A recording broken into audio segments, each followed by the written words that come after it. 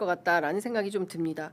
또 한 측면에서는 한찬석 민정수석, 한찬씩. 한찬식 네.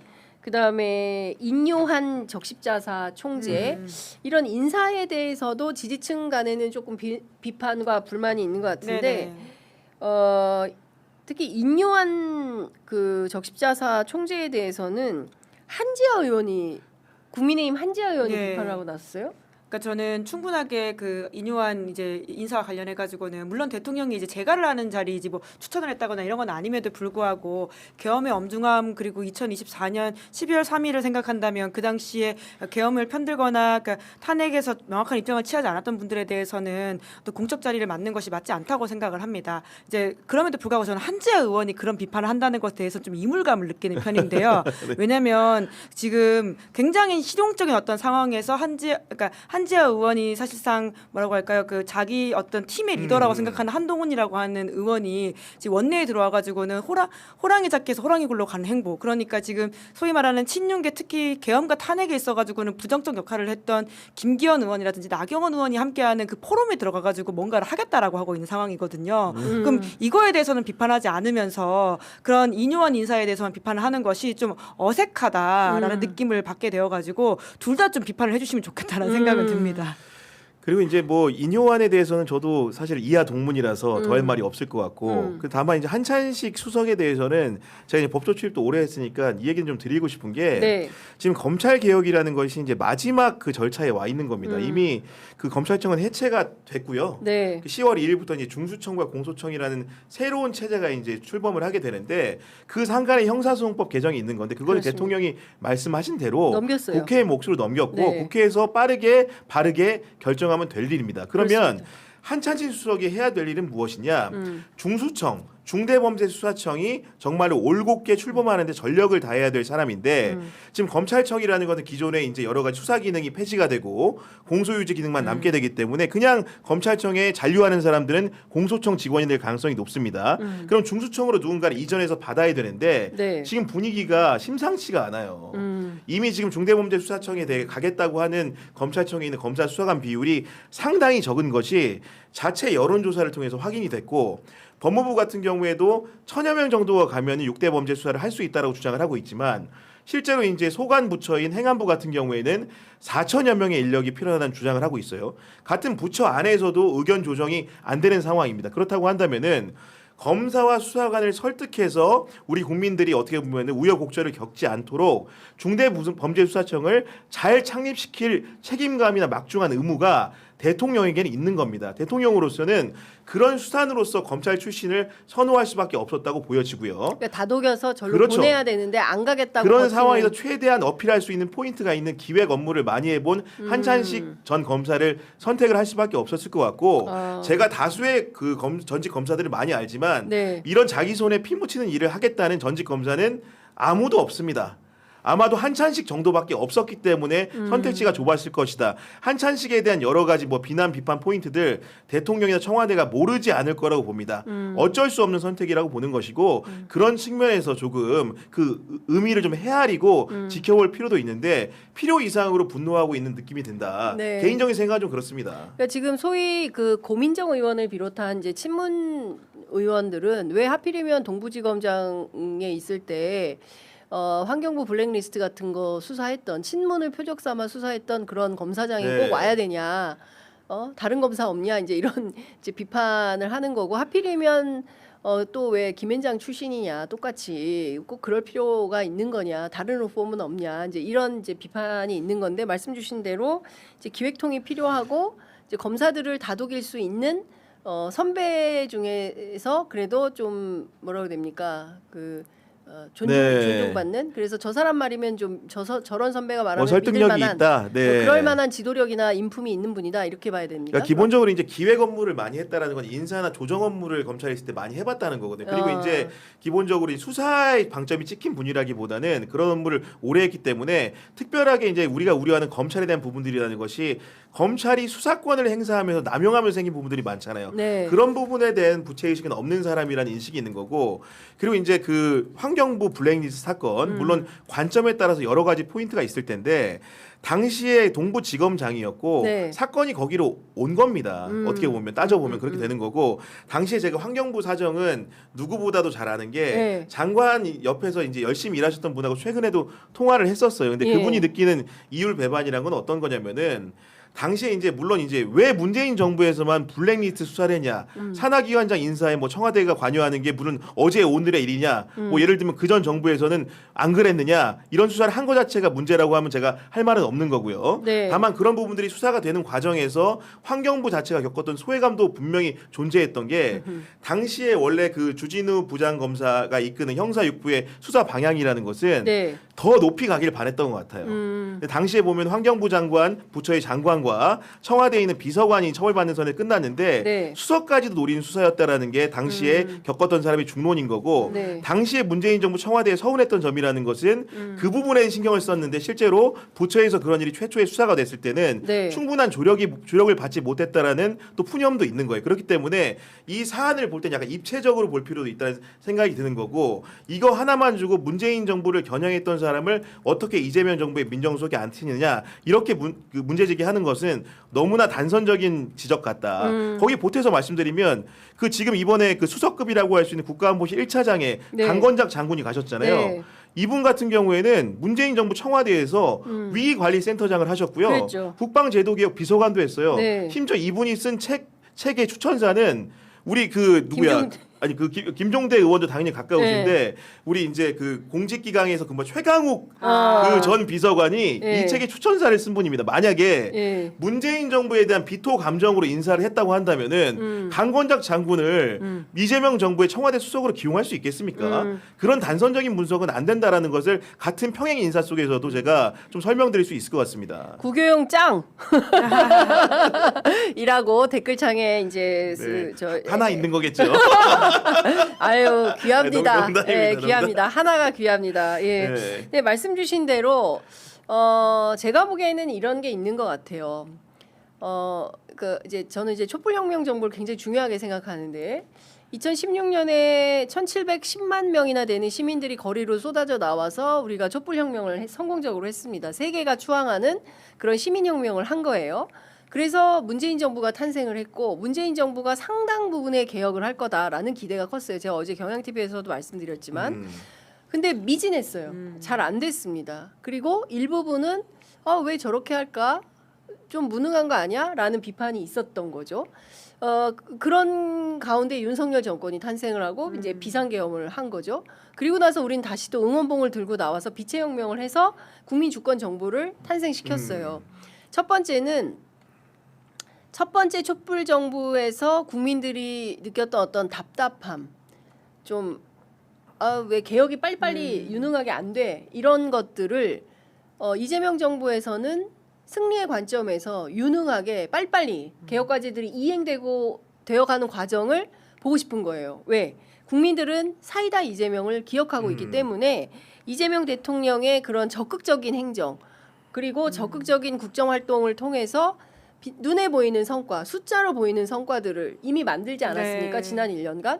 그리고 앞으로 향후 4년간 그걸 기대하는 거예요. 그래서 폭포수 같은 그런 역할을 좀 해주시라. 그런데 이게 막힐까 봐 걱정하는 이제 그렇죠. 시민들이 네. 계시는 지지자가 이제 계신 거고, 그 반대로 이 정통 지지층 입장에서 보면 이걸 좀 그 김대중, 노무현, 문재인, 이재명으로 쌓아지는 이 민주정부 사기, 그리고 이어서 민주정부 5기, 6기로 갈 수 있도록 가는 길에서 지지층을 좀 교체하려고 하는 거 아니야? 소위 얘기하는 뉴 이재명 세력으로. 근데 그 뉴 이재명 세력이라는 것도 몇 명 상징되지만 그 사람들이 다가 될 수가 없어요. 그리고 저도 청와대 출입하면서 그럼요. 취재하고 예. 있지만 그런 생각 1도 없어요. 일단 기본적으로는 전통 지지층을 기반으로 새로운 세력들을 붙여서 일종의 외연 확장을 맞습니다. 하려고 네. 하는 거지. 전통 지지층 다 빠져. 오늘부터 뉴 이재명이야. 이런 생각 할 수도 없고 그럴 수도 없고요. 성립도 예. 불가다. 그래서 그런 걸로 저는 의심하거나 갈라치기 할 때가 아니라 정부가 잘 일을 할 수 있도록 뒷받침해주고 믿어주고 그리고 뭐라 해야 됩니까? 밀어주고 이런 걸 좀 해야 좀 안정적인 국정 운영이 되고 지지율도 올라가고 이렇게 되지 않을까 싶습니다. 네. 네, 장윤선 말을 지금 빨리 모두가 받아 적어야 될 것 같습니다. 맞아요? 네, 장윤선을 어디로라고 하려고 했는데 어디가 어딘지 모르겠어가지고 어디야 취재 편의점으로 네, 지금 뒤에 말을 멈췄어요. 저는 좀 그런 답답증이 좀 있어서 그렇게 가면은 명쾌할 것 같은데 너무 그 과정에서 불필요한 네. 감정 갈등이라고 해야 될까요? 저는 그런 멸칭은 이제 그만 썼으면 좋겠어요. 서로 뭐 어쩌고 저쩌고 하는데 그 서로 기분 나쁘고 불쾌한 말이지 않습니까? 그러니까 제가 이진관 부장판사가 이제 월요일에 그 박성계 1심 선고를 했잖아요. 네. 그러니까 제가 오랜만에 그 재판을 쭉 다 봤습니다. 그러니까 생중계로 되는 것을. 그러니까 그걸 보면서 무슨 생각을 했냐면 이진관 부장판사만 지금 혼자 내란 청산의 진심이구나. 그러니까. 이렇게 생각을 했어요. 맞아요. 아까도 제가 말씀드렸지만 2030년에 이런 상황 그러니까 민주진보 진영은 분열함으로써 결과적으로 어부지리했던 평택을 상황들이 2030년에 다시 재발하게 된다면 이렇게 박성재 겨우 25년 나오고 한덕수 이렇게 나오고 했었는 것들을 결국은 저 사람들이 사면돼서 나올 수도 있겠구나라는 생각이 불현듯 드는 거예요. 네, 그러면서 말이. 그런데 민주당은 그런 면에 있어가지고는 해야 될 일들을 하지 않고 하다못해서 사원법 개정을 통해 가지고 외환 내란범에 대해서는 절대 사면을 하면 안 된다. 뭐 이런 식의 말만 해놓고 아무것도 하고 있지 않잖아요. 근데 이거 왜 자기들끼리 안 하는 거야, 너무 진짜? 내부 권력 그러니까, 다툼에 네. 지금 뭔가 취해 있는 것 같은. 네. 사실은 이렇게까지 치열하게 싸워가지고는 해야 될 그 경쟁이처럼 보이지도 않은 것 플러스 네. 이 경쟁을 왜 이렇게까지 하는지를 사실 보통의 사람들 잘 모를 정도의 심각한 감정 싸움이 일어나는 것에 대해서 왜 이러고 있는 거지라는 좀 현타가 이진관 부장판사가 양형 사유를 말하고 여러 가지 이야기할 때 좀 네. 다시금 좀 오더라고요. 그래서 많은 분들이 그날 재판이 생중계로 1시간 정도 공개되어 있으니까 꼭 보셨으면 좋겠다. 맞습니다. 네. 이진관 부장이 계셔서 얼마나 다행입니까? 그러니까요. 네. 그래서 이제 그 의제도 전환할 수 있었고, 근데 저는 진짜 너무 감사하다는 생각이 좀 드는데 혼자만 진짜 열심히 내란 청산하고 있구나. 사실 더불어민주당은 지금 입이 10개라도 할 말이 없어요. 왜냐? 내란 청산하겠다고 했는데 내란 세력이 다 살아왔어요. 예? 그렇잖아요. 저 누굽니까? 선거에서 네. 아니 지금 제가 좀 이따 그거 시간이 벌써 다 돼서 그래도 요거 얘기는 해야 되는데 네. 추경호 내란 중요 임무 종사자 혐의로 혐의로. 재판받고 있는 이 추경호 대구시장 당선자가 뭘 하고 있냐면 대구에서 전직 대통령 활동 지원 조례를 만들겠다고 하는 겁니다.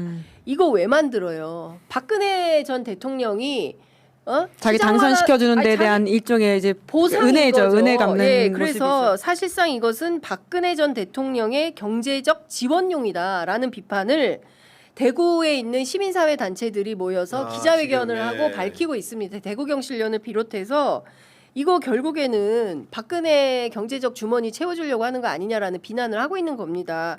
이게 맞아요, 틀려요? 맞아요. 그럼 결국에는 어떤 식으로라도 이 내란 세력은 이번 선거에서 살아올 수 없도록 하는 게 그 큰 당 더불어민주당 본인들이 얘기했잖아요. 내란 청산한다고. 근데 내란 세력의 부활을 만든 결과를 만들었으면 책임을 져야 되는 거죠. 근데 그 부분에 대해서 야 이거 12대 4로 이긴 거야. 서울은 아파.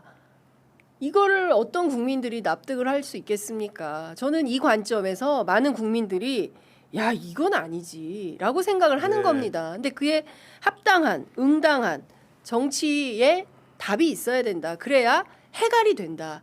그러고 나서 이제 한 장을 넘어가는 건데 거기에서 막혀 있으니까 이 선거 결과에 대해서 인정을 안 하니까 이게 그 다음 장으로 넘어갈 수가 없는 거죠. 이제는 뭐 되겠죠. 제발. 네, 되리라 기대합니다. 근데 제가 충격적이었어요. 이제 내란 세력이 살아오니까 정비를 하는 거죠. 정비하면서 박근혜 전 대통령에 대해서 경제적 지원도 하고 그럼 말씀하신 대로 네. 내란 숙의 윤석열도 한덕수도 예. 그 아마 박성재도 윤석열, 김건희는 인기가 없기 때문에 그렇게까지 못할 거예요. 하지만 그 밑에 있는 한덕수, 왜냐하면 보수 세력 안에서는 한덕수에 대한 평가가 나쁘지 않거든요. 그러니까 한덕수, 박성재를 비롯한 주요 임사들에 대해서는 사면해두려고 아마 정권이 바뀌면 시도할 거라고 저는 보고요. 그것이 선거에 굉장히 중요한 쟁점화, 심지어 당내 쟁점화가 될 거라고 봅니다. 국민의힘 안에서는.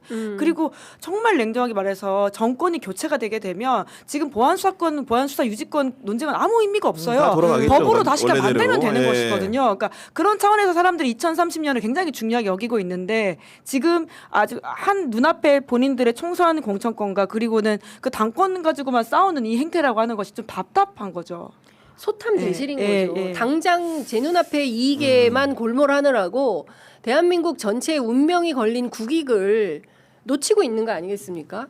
그러니까 저희 같은 뭐 그 국영의 정치 비상구나 김은지의 뉴스인이나 취재 편의점이나 생각보다 큰 힘은 없어요. 뭐 우리가 막 동접이 수십만이 맞아요. 되거나 네. 뭐 최근에는 저희는 만도 안 되고 정치에서 보세요. 정치인들 좋습니다. 잘 나가요. 좋습니다. 아, 부럽습니다. 아, 그렇습니다. 또. 예. 예. 아니 이 힘은 작지만 목 놓아 외치는 이유는 아니, 대한민국 민주주의를 이렇게 완전히 부러뜨린 그 세력이 다시 돌아오는 거를 길을 터준 사람들이 그냥 됐고 난 또 다음 이게 말이 되냐는 거예요. 그러니까 그 부분에 대해서는 국민들이 엄중하게 묻고 있다. 그러니까요. 이거에 네. 대해서 처절한 패장이 되신 분들은 처절한 반성이 필요하다. 그리고 그 토대 위에서 국민들이 부를 때까지 계셔야 된다. 네. 이거저거 질문하고 이거 답변하라 요구하고 이럴 때가 아니다라는 생각을 합니다. 저는 국민 앞에 무조건 겸허해야 국민의 선택을 받을 수 있다고 맞습니다. 생각을 네. 합니다. 우리 정치가 그렇게 돼야 건강성을 회복한다. 저는 국민들이 그걸 요구하고 있다고 생각합니다. 아, 오늘 네. 너무 시리아 방송되고 많이 여튼 마음이 많이 허하신 분들, 답답하신 분들은 네. 이진관 네. 부장판사의 1심 박성재 1시간짜리 영상을 보시면 많은 네. 위로가 되실 거다. 네. 이런 이야기 좀 드리고 싶습니다. 그렇습니다. 만약에 이제 저희 애청자분들도 화가 많이 나셨어요. 그래서 장윤선 똑바로 해 이런 말씀들 많이 주시는데 저도 막 고민을 해보고 저도 좀 억울하더라고요. 열심히 취재해서 보도했을 뿐인데 왜 이러시지 그랬는데 제 탓이요. 모든 것은 저의 탓이옵니다. 저희들이 더 열심히 취재해서 현장 뛰면서 더 어렵고 힘든 그리고 고통스러운 현장 다니면서 취재해서 어떻게 대한민국 사회를 더 올바르게 올곧게 헤쳐나갈 수 있는지 그 길을 모색하도록 하겠습니다. 아유 오늘 두 분 말씀 너무 잘 들었고요. 너무 많이 떠들었네요. 아니야. 선배가 너무 많이 떠들었어요. 함께 이야기한 거죠. 네 말씀 잘 들었습니다. 네. 고맙습니다. 감사합니다.